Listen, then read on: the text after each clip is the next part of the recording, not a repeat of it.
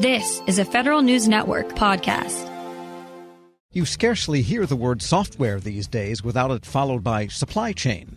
It's one of the biggest topics in cybersecurity, how to best make sure the thousands of pieces of a software program add up to something safe. For an update on how to best think about the software supply chain security issue, I spoke with the Deputy Chief of the Computer Security Division at the National Institute of Standards and Technology, Jon Boyens. Our general guidance on cybersecurity supply chain risk management typically has covered both hardware, software, and services in general. It wasn't until a couple of years ago with the SolarWinds incident and the following Executive Order 14028 that really focused on software.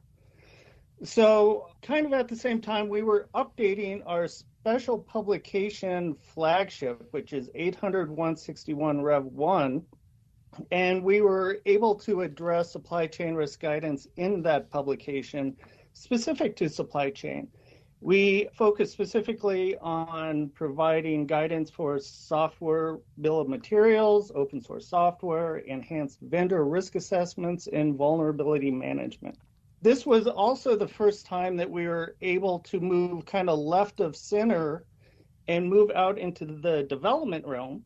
And we developed a secure software development framework, or special publication 800-218, that was very specific in providing guidance to software developers. And software development these days is very different from the concept people had maybe in the 80s, where a new program was programmed by your programmers and everyone wrote different pieces of it and you compiled it into an application.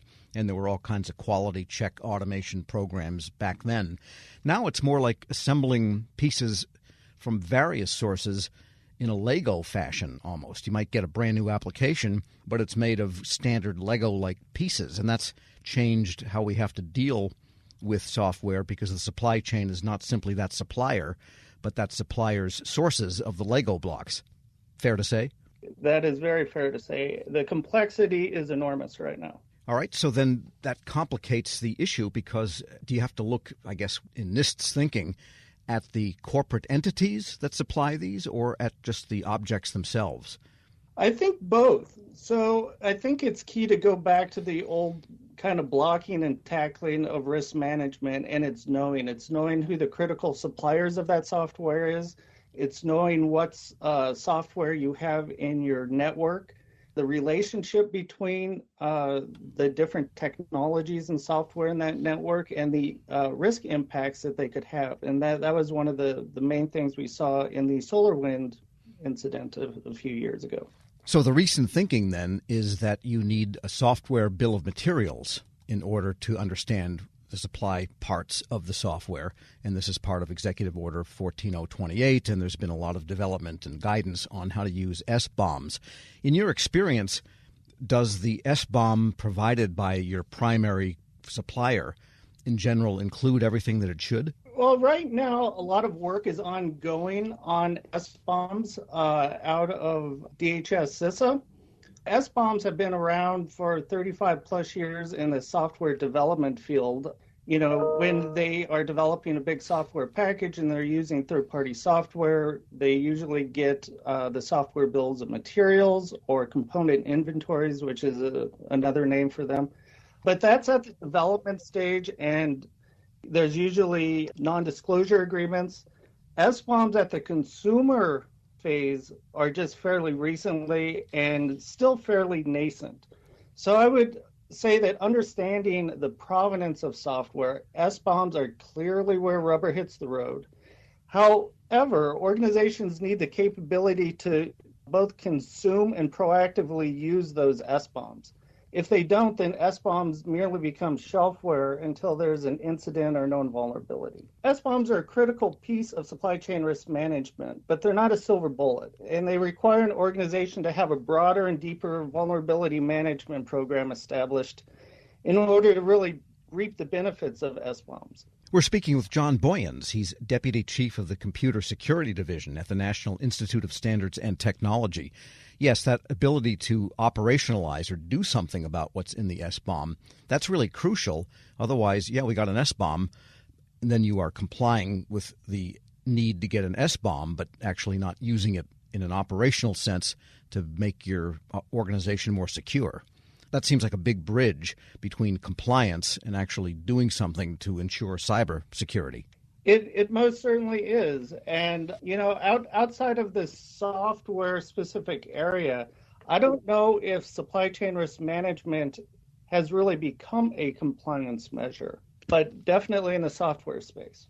Well, what's your best advice then for agencies that want to get after the supply chain? I mean, I imagine in the federal acquisition space, there are limitations legally, statutorily, on the sources of software that can come into federal systems, but that doesn't mean it always happens. Right. And similar to developing a vulnerability management program, trying to conduct cybersecurity supply chain risk management, in 800-161, we address the critical factors that go into this. And a lot of these are internal processes that a lot of organizations don't recognize yet, but we put them as key factors.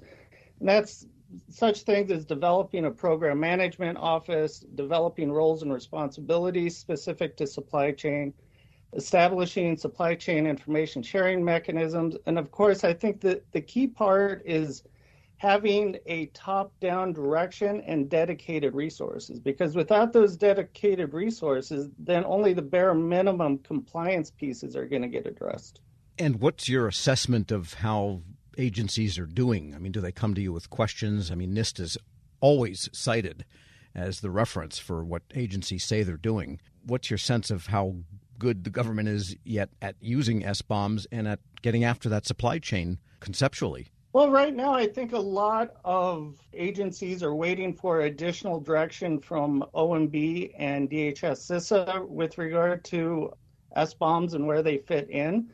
Again, it's still fairly nascent, so I don't think a lot of agencies have the capability to consume SBOMs. I mean, that's not writ large. There are some agencies that do, but it isn't across the board. Are there third-party sources that might be able to say, well, we'll look at your SBOMs for you and tell you where the dangers are? Yes, actually. And that's 10 years ago, I would say no. There were very few third-party vendors at all that really address supply chain, let alone the actual services they provide. That's changed quite a bit over the last few years.